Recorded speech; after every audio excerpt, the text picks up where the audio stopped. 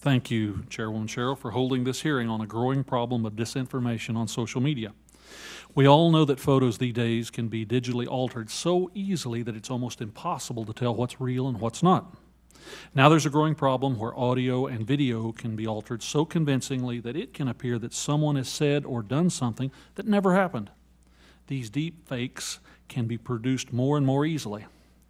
You know, there was once a rumor that I myself was a deep fake, just impersonating the real Frank Lucas.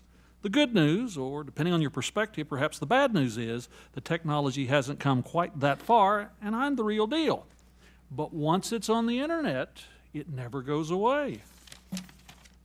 But deepfake technology is getting more and more sophisticated, and it's also getting easier to produce. As our witnesses will discuss today, the technology for generating deepfakes is improving at a rapid clip.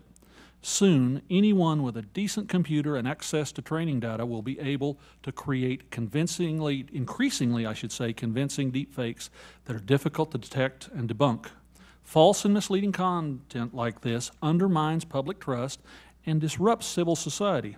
Unfortunately, the technology for generating deepfakes is developing at a speed and a scale that dwarfs the technology needed to detect and debunk deepfakes. We must help level the playing field.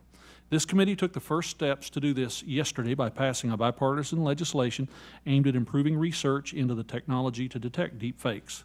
I want to commend Representative Anthony Gonzalez for introducing this bill and his leadership on the issue of technology and security. I often say that one of our most important jobs on the Science Committee is communicating to the American people the value of scientific research and development.